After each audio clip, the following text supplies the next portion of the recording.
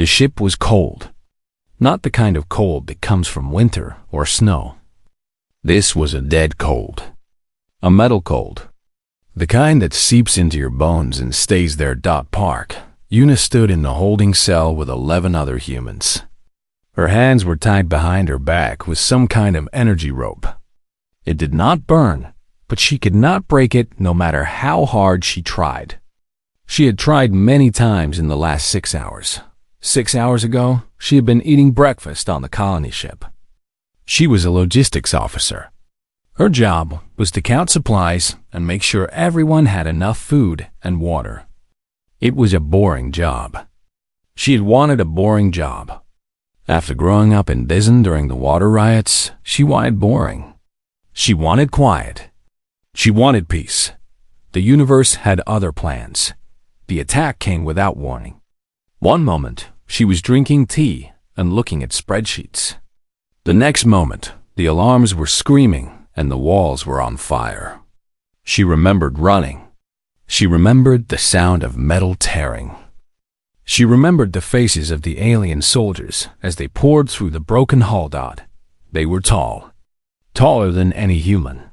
Their bodies were covered in hard plates like insects. Their eyes were black and had no feeling in them.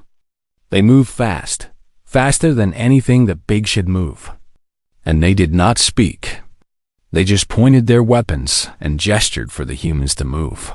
Una had moved. She was not a soldier. She did not know how to fight. She only knew how to survive. Now she stood in the cold cell and watched the others. There was an old man in the corner. His name was Beek Genu. He was 63 years old, and he had been a soldier once long ago back on Earth. He sat with his back straight and his eyes closed. He was not sleeping. Una could tell. He was waiting. There was a young woman next to her. Her name was Sho Yoonji. She was a medic. Her hands were shaking, but her face was calm. She kept looking at the wounded man on the floor. The wounded man was Lieutenant Kang Do-yoon. He was 31 years old, and he had been the security chief on the colony ship. During the attack, he had fought. He had fought hard. Una had seen him take down 3 of the alien soldiers before they finally hit him with something that made blue light. He fell and did not get up for a long time. Now he lay on the floor of the cell. His head was bleeding. His eyes were half open. He looked dead, but Una could see his chest moving. He was alive, barely. The cell door opened. 2 alien guards walked in. They were the same as the others. Tall, hard plates, black eyes. They looked at the humans like a farmer might look at animals. One of them pointed at the old people in the corner. An elderly woman and her husband.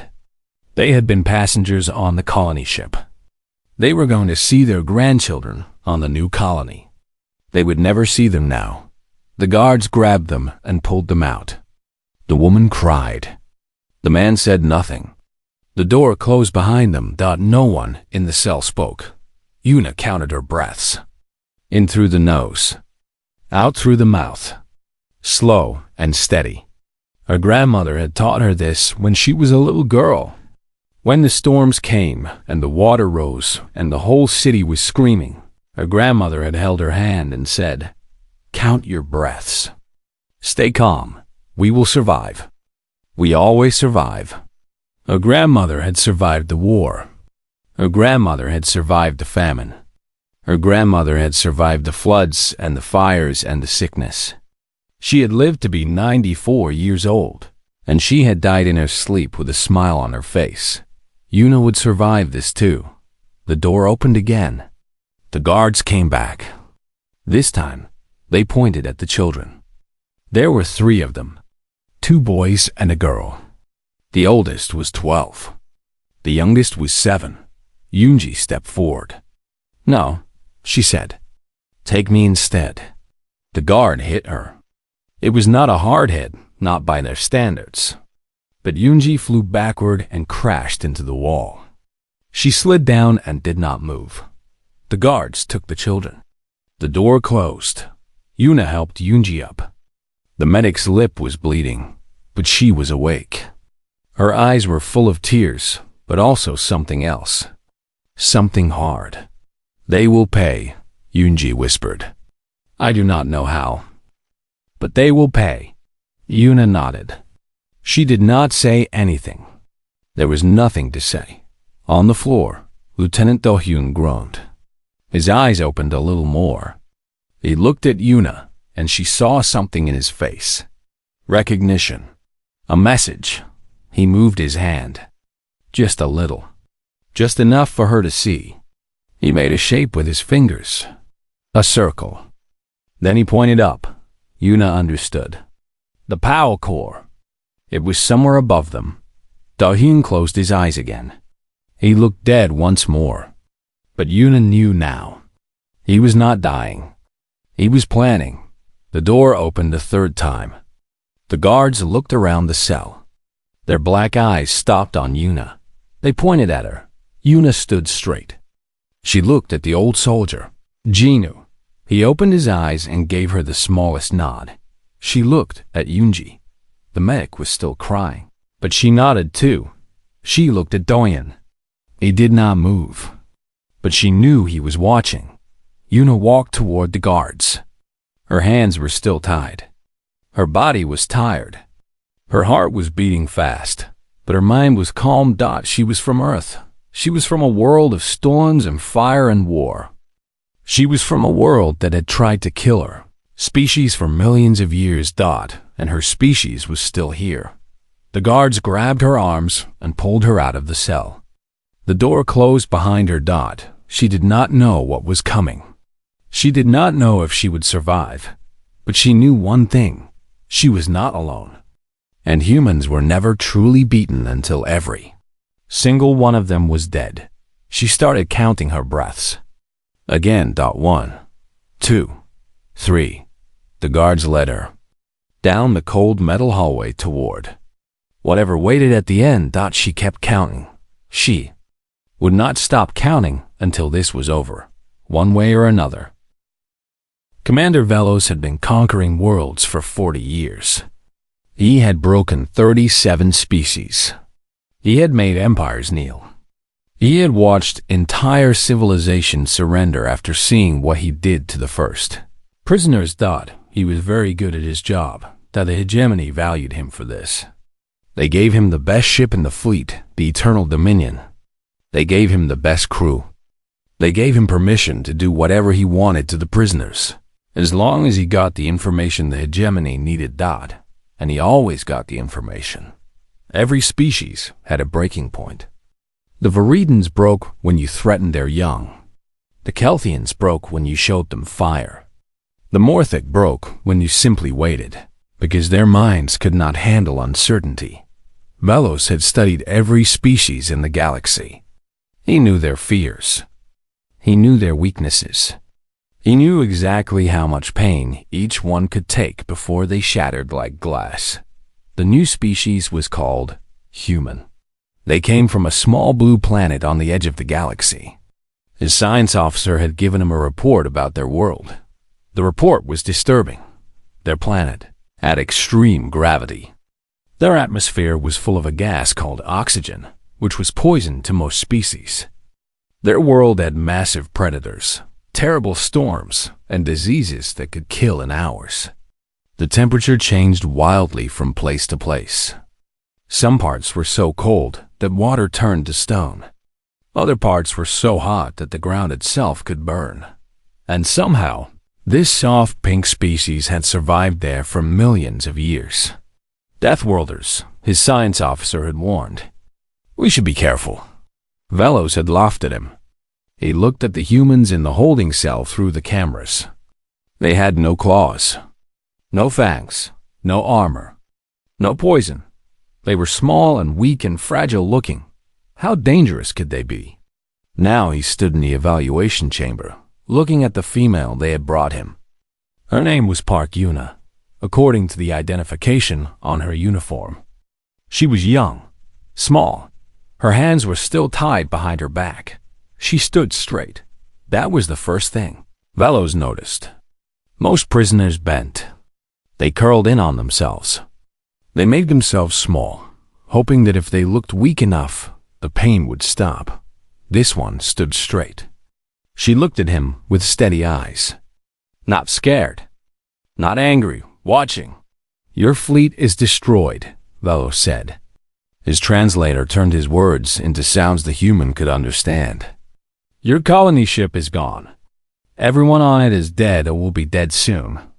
You will tell me the location of your homeworld. The human said nothing. If you tell me now, I will make your death quick. If you do not tell me, I will make it slow. Very slow. I have done this many times. I am very creative. Still nothing? The human just stood there, looking at him with those strange, round eyes. Velos felt something he had not felt in a long time. Annoyance. He stepped closer to her.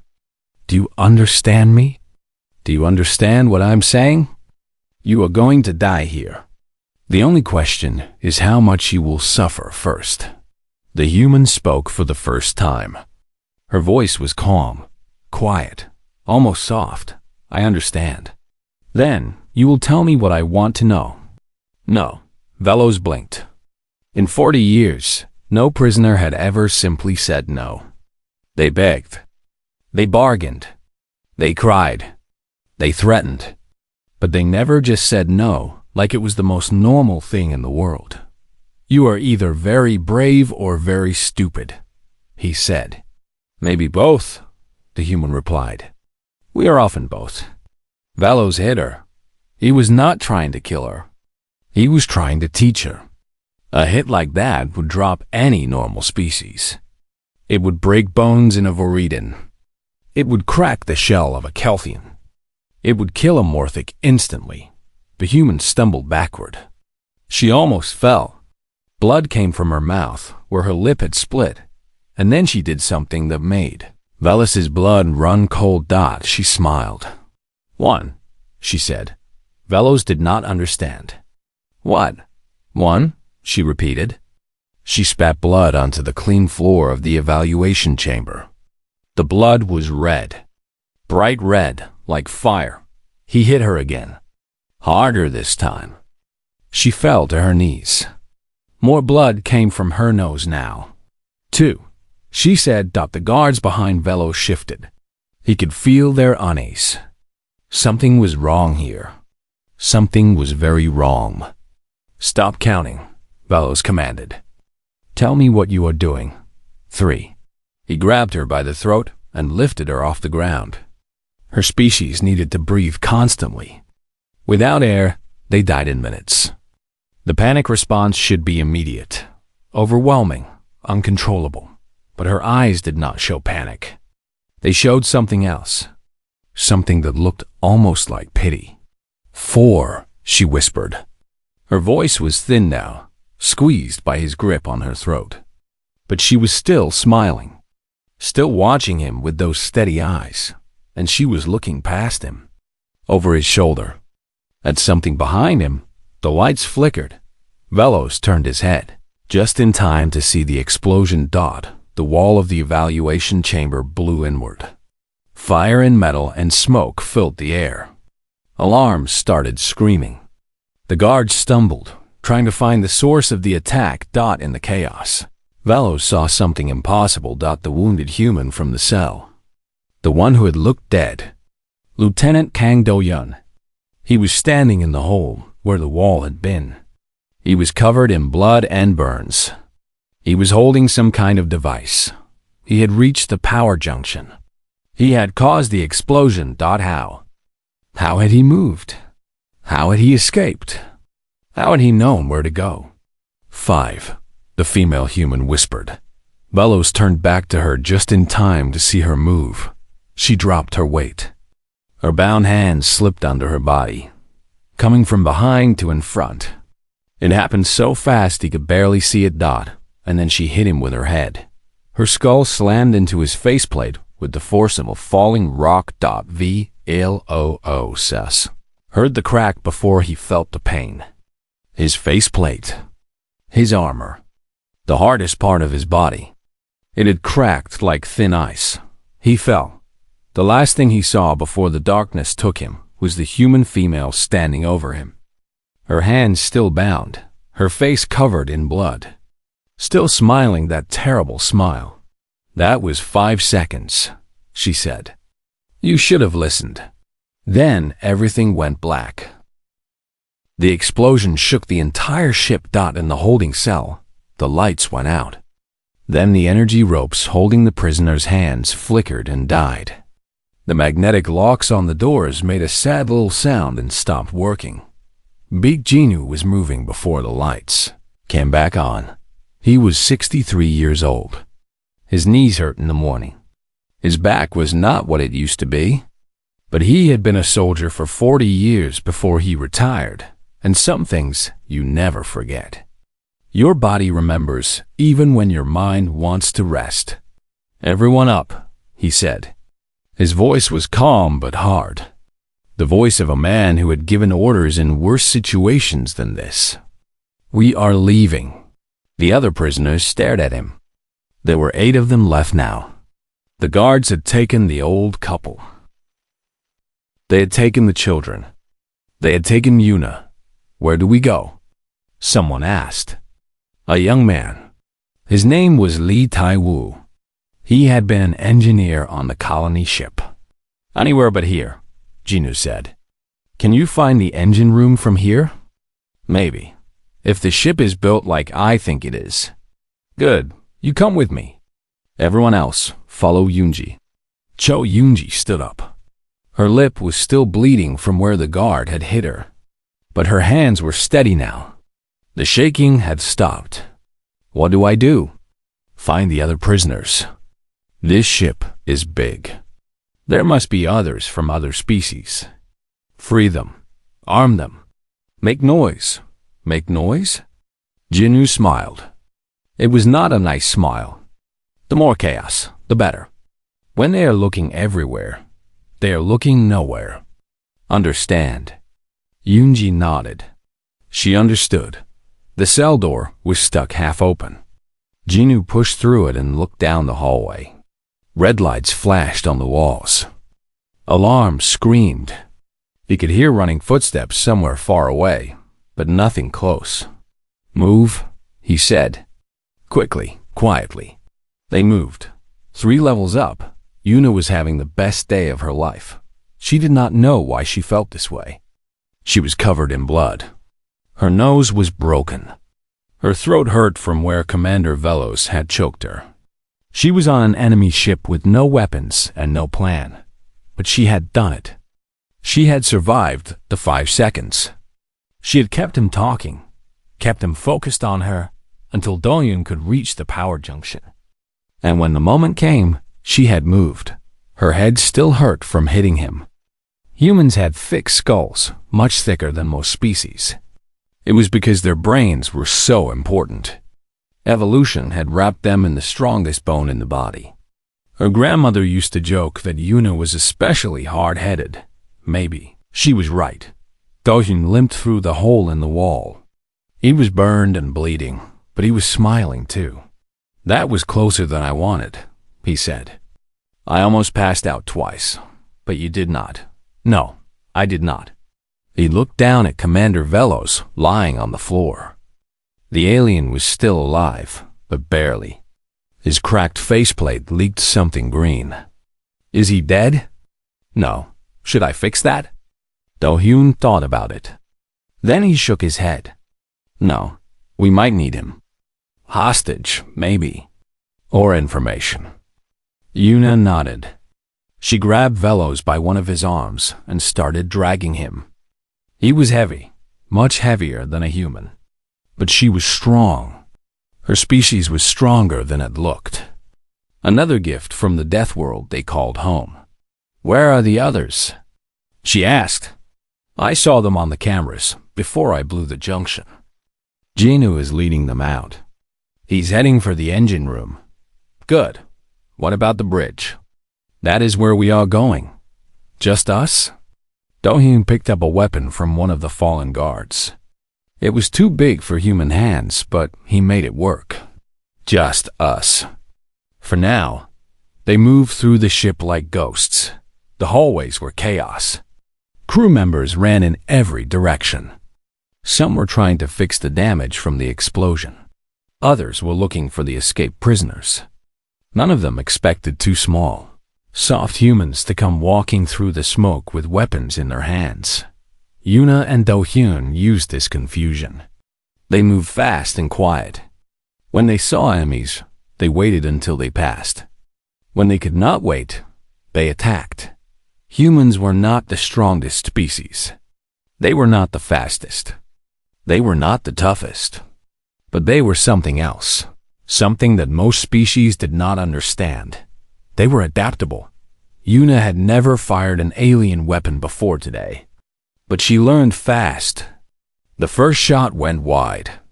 The second shot was better. The third shot hit exactly where she wanted it to hit. "You are a natural," Do-hyun said. "I played a lot of video games when I was young." "Seriously?" My mother was very disappointed in me. They kept moving. On the lower levels, Yoonji found the other prisoners. There were dozens of them. 3 different species, all packed into cells just like the one the humans had been in. They looked scared, broken, hopeless. Yoonji opened the first cell. Inside were creatures that looked like tall birds with 4 arms. They backed away from her, expecting pain. "I am not going to hurt you," Yoonji said. She held up her empty hands. "I am a prisoner too. We are taking this ship." The bird creatures looked at each other. One of them, larger than the others, stepped forward. "Impossible," it said. Its translator turned the word into something Yoonji could understand. "No one escapes the hegemony. We are humans," Yoonji said. "We are from a planet called Earth, and we do not know the word impossible." She moved to the next cell and opened it. And the next. And the next. "You can stay here and wait for them to kill you," she called over her shoulder. "Or you can follow me and fight. Your choice." One by one, the alien prisoners started to follow her. On the bridge, Commander Velos woke up. He was lying on the floor. His faceplate was cracked. His body hurt everywhere. And a human female was standing over him with a weapon pointed at his head. "Good morning," Yuna said. "We need to talk about the command codes for this ship." Velos tried to laugh, but it came out as a cough. "You cannot win. Even if you take the bridge, the fleet will destroy you." "Maybe," Yuna said. "But we are going to try anyway. That is what humans do. We try. Even when it is impossible. Even when everyone says we cannot win. We try." She smiled that terrible smile again. "Now, the codes." "Please." Velos looked into her eyes. He saw no fear there. No doubt. Only the calm, steady determination of a species that had crawled out of hell and refused to go back. For the first time in 40 years, Commander Velos felt something he had forgotten. He felt afraid. The bridge of the Eternal Dominion was a round room at the top of the ship. It had windows that looked out at the stars. It had consoles and screens and buttons that controlled everything. It was the heart of the ship, and now it belonged to the humans. Do-hyun stood at the main console, trying to understand the controls. The symbols were strange. The buttons were the wrong size for human hands. But he was learning. He had always been good at learning. "How long until you can fly this thing?" Yuna asked. "Maybe an hour, maybe 2. He pressed something and a screen lit up. "Or maybe never. This is very complicated." "We do not have an hour. I know." Commander Velos sat in the corner, his hands tied with the same energy rope that had held the humans. His cracked faceplate made him look broken, weak, but his eyes were still watching everything. "You cannot control this ship," he said. "It is keyed to hegemony officers only. Even with my codes, you need my blood to activate the main systems." Yuna looked at him. "Then we will use your blood." Velos went pale. Or at least, he went a color that Yuna thought meant pale. "You would not. I would not kill you. But I might take a little blood. just enough to make the computer happy. For a long moment, Velos stared at her. Then he made a sound that might have been a laugh. "You are not what I expected," he said. "When we captured your people, I thought you would be easy. Soft creatures from a backwater world."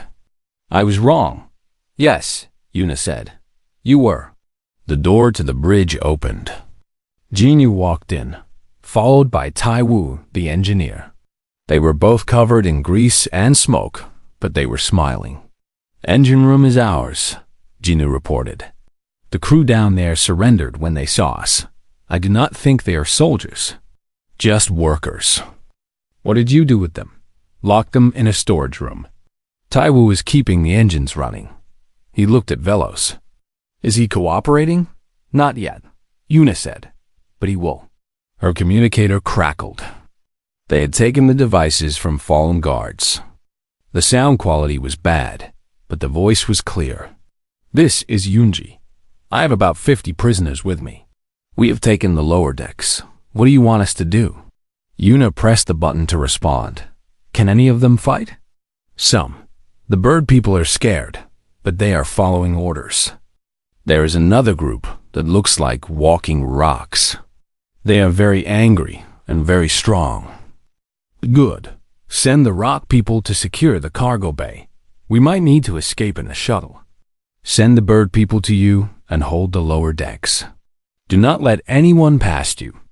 "Understood." Yuna looked at Jinyu. "We need more people on the bridge. Can you find anyone else?" "I will look." He paused. "There is something else. The ship has been sending signals. I saw it in the engine room. It is calling for help. How long until help arrives?" "I do not know, but probably not long. The hegemony does not like losing ships." Yuna nodded. She turned back to Velos. "You heard him.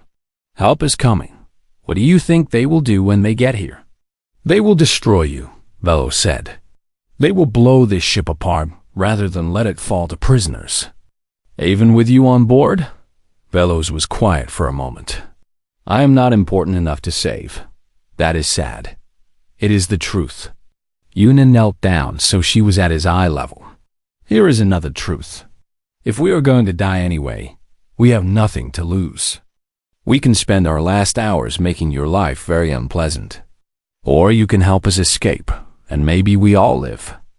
"Why would I help you?" "Because you want to live. Everyone wants to live. Even you." Velos looked at her for a long time. She could not read his alien face, could not understand what he was thinking. But she waited. Humans were good at waiting. Finally, he spoke. "There is a way. Tell me. This ship has a jump drive. It can travel faster than light. But it needs coordinates, and the coordinates are locked in my personal file. Can you unlock them?" "Yes. Yes. But only if you promise me something." "What?" "When this is over, you let me go. You do not kill me. You do not torture me. You just let me go." Yuna thought about it. She thought about the old couple they had taken. She thought about the children. She thought about everyone who had died on the colony ship. Then she thought about survival, about winning, about living to fight another day. "I promise," she said. "If you help us escape, you go free." Velos nodded. Do-hyun untied his hands. The alien commander walked to the main console and started pressing buttons. "I will need my blood," he said, "for the security lock." Yuna handed him a small blade they had taken from a guard. Velos looked at it, then at her. For a moment, she thought he might try to attack. But he did not. He simply cut his finger and pressed it to a panel. The ship hummed. The screens changed. New options appeared. "Coordinates are unlocked," Velos said. "Where do you want to go?" Do-hyun looked at a star map on the screen. He found a point far from hegemony space. A neutral zone where many species traded and talked. "There," he said. "The Galactic Assembly Station." Velos entered the coordinates. The jump drive started to charge. 2 minutes to jump, he reported. The ship shook. Alarm screamed again. What was that? Yuna demanded. Do-Yoon checked the screen. His face went pale. Ships. 3 of them. They just arrived. Hegemony? Yes, they're hailing us. Yuna grabbed the communication device. She pressed the button and spoke. This is the ship formerly known as Eternal Dominion. We are humans. We have taken this ship. We have your commander. If you attack, he dies. The voice that came back was cold. We do not negotiate with prisoners. We are not negotiating. We are warning you. You have 90 seconds to stand down, or we jump and take your precious commander with us. Silence. Then another voice. An older voice. You are bluffing. You cannot operate the jump drive. Yuna smiled. She looked at Velos, who nodded. 70 seconds, she said. More silence. On the screen, she could see the 3 ships. They were moving closer. Their weapons were charging. 60 seconds. We will destroy you, the old voice said. You cannot escape. 50 seconds. The weapons on the enemy ships were almost fully charged now. One shot would tear the Eternal Dominion apart. 40 seconds. Do-Hyun looked at her. They are going to fire. I know. What do we do? Yuna watched the countdown on the screen. The jump drive was almost ready. We wait, she said. And we trust the math. 30 seconds. The enemy ships fired. 20 seconds. The shots crossed the empty space between them. 10 seconds. The bridge lit up with the light of incoming weapons. Jump. The stars stretched, reality bent, and the Eternal Dominion disappeared into the void, leaving nothing behind but empty space and 3 very confused hegemony warships. They had done it. They had escaped. The Galactic Assembly Station was the largest structure anyone had ever built. It floated in neutral space, far from any empire or territory. It was where species came to talk instead of fight. It was where treaties were signed and wars were ended. It was where the future of the galaxy was decided. And now, it was where humanity announced itself. The ship came out of the jump drive damaged and smoking. Its name was no longer Eternal Dominion. Someone had painted new words on the hull during the long journey. The words were in Korean, but translations were available. Han River. It was the name of a river back on Earth, a river that flowed through a city that had been destroyed and rebuilt more times than anyone could count. A river that had seen war and peace, death and life, fall and rise. A good name for a ship full of survivors. Yunhana was waiting for them at the station. She was a diplomat, a talker. She had been in neutral space when the colony ship was attacked, attending some meeting about trade agreements. She was the only official human representative in this part of the galaxy. Now she had a much bigger job. The Assembly wants to see you, she told Yuna when the survivors docked. All of you.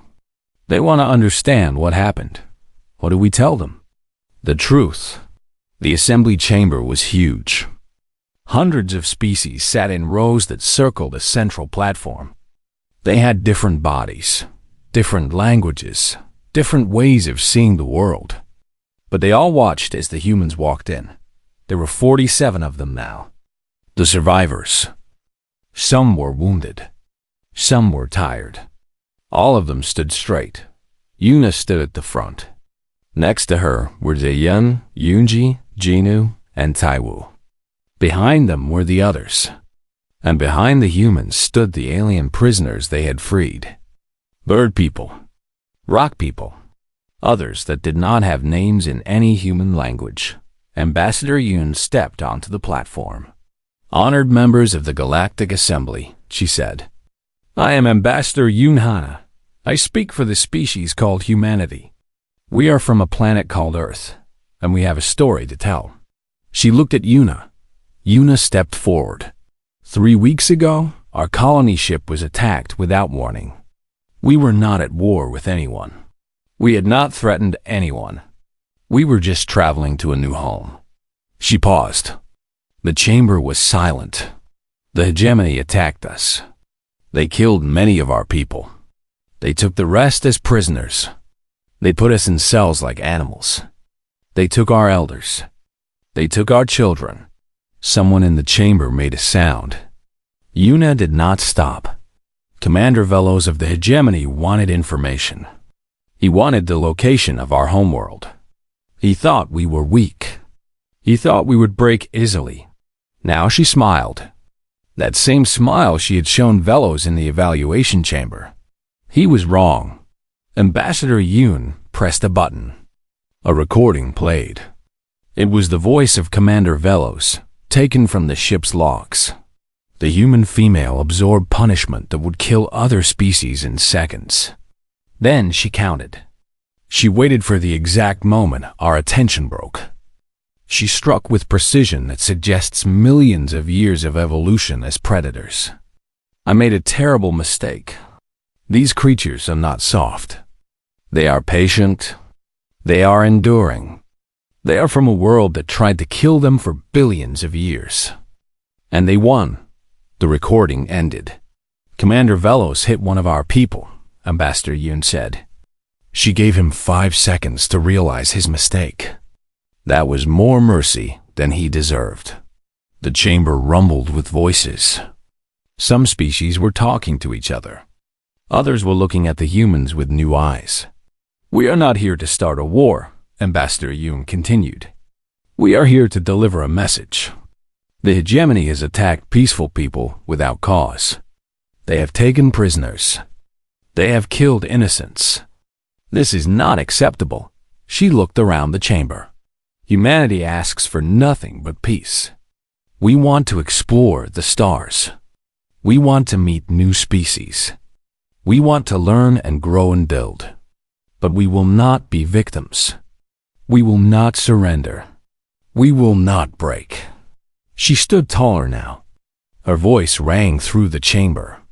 If the hegemony attacks us again, we will not count to 5. We will not give warnings. We will respond with everything we have.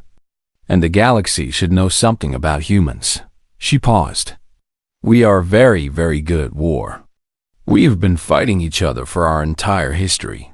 We have invented weapons that can destroy worlds. We have survived diseases that killed millions. We have climbed out of every disaster that tried to end us. Now she smiled. The same smile that Yuna had smiled. The same smile that all the humans were smiling now. We do not want war. But if war comes to us, we will win. Because that is what humans do. We survive. We adapt. We overcome. And we never ever give up. The chamber was silent. Ambassador Yoon looked at the hegemony representatives in the corner. They had been watching the whole time. Their faces showed nothing, but their bodies were tense. We would be very happy to discuss peace, she said to them. At your convenience. Then she stepped back. The humans stood together. The freed aliens stood with them. After a long moment, one of the assembly members spoke. An old creature with many eyes and a voice like falling water. What happened to Commander Velos? Yuna stepped forward. We let him go. I made him a promise. Humans keep their promises, even to enemies? Especially to enemies. If we break our word, we are no better than them. The old creature nodded slowly. You are an interesting species, humans. Very interesting indeed. Later, back on the Han River, the survivors gathered in the cargo bay. Someone had found food. Someone else had found something to drink. It was not a party. It was too soon for that. But it was a moment of peace. Yuna stood by the window, looking out at the stars. Do-hyun came to stand beside her. We did it, he said. We did. What happens now? Yuna thought about it. She thought about Earth, so far away. She thought about the hegemony, licking their wounds. She thought about all the species in the galaxy who had just learned that humans were not to be touched lightly. Now we go home, she said. We tell everyone what happened. We prepare for whatever comes next. You think there will be more fighting? Maybe. Probably. But that is okay. Why? She turned to look at him. Her face was calm. Peaceful even? Because we are human. And this is what we do. We face the darkness. We fight the impossible. And we keep going until the job is done. She looked back at the stars. One breath at a time. One step at a time. One day at a time. Dotted. He understood. Somewhere in the distance, the hegemony was planning their next move. Somewhere, new threats were gathering. Somewhere, the galaxy was watching this strange new species with fear and curiosity and something that might have been respect. But here, on the Han River, the humans rested. They had earned it. Tomorrow would bring new challenges. But tomorrow was tomorrow. Today. They had survived. And that was enough. The stars burned bright outside the window. The ship sailed through the dark. And humanity took its first step into a galaxy that would never be the same. 1, 2, 4, 5. The counting had begun.